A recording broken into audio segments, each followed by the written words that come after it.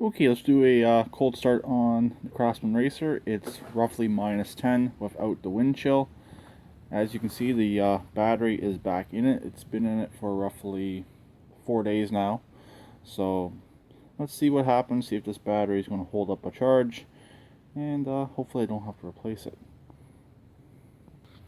The seat is definitely frozen. Let's give it about half throttle, and let's see what happens.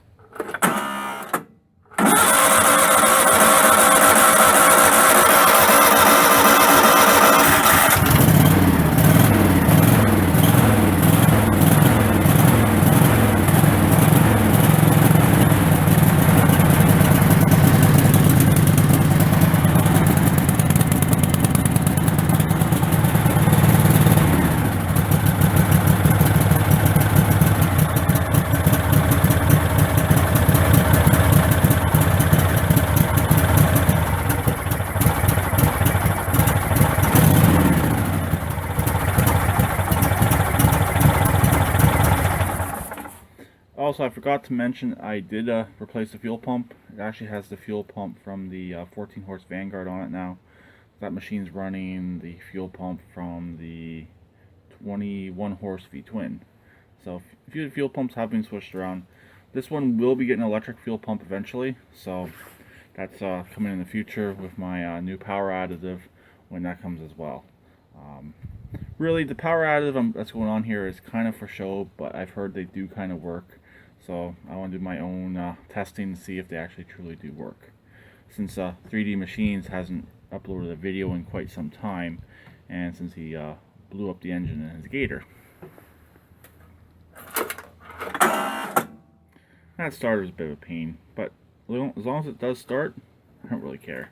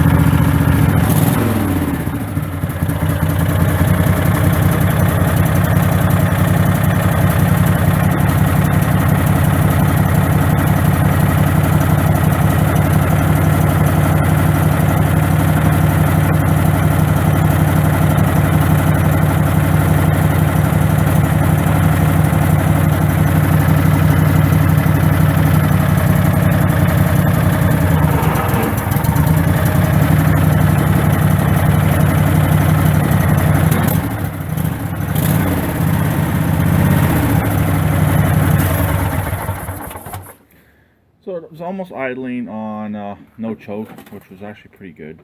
Let's do a quick shot around the yard. As you can see that tractor now. Good majority of the snow did melt, but it's just cold out here now. I don't know if I want the snow or if I'd rather have cold weather. It's hard to say. But this thing's running pretty good now. It was definitely the fuel pump. Replaced it, and everything seems to be good now. But like I said, electric fuel pump will definitely be coming, so I can cap off the vacuum hole on the side of the block. I might also be doing a governor delete on this engine. It's hard to say. This engine's actually worth a lot more than the tractor is, since it has an inch and an eighth shaft on it.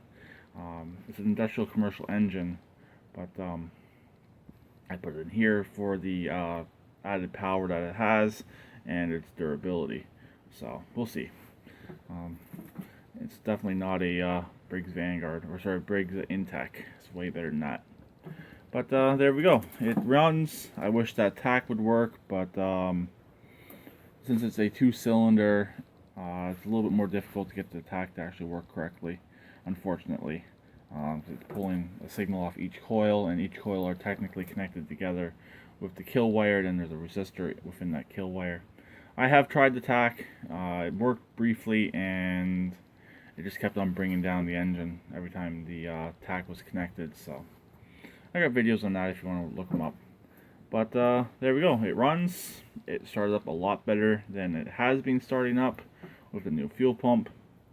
And this does have the carb solenoid delete on it. I need the carb solenoid for another engine, so it's the only tractor I have that actually has that deleted. That when if it came from the factory with it.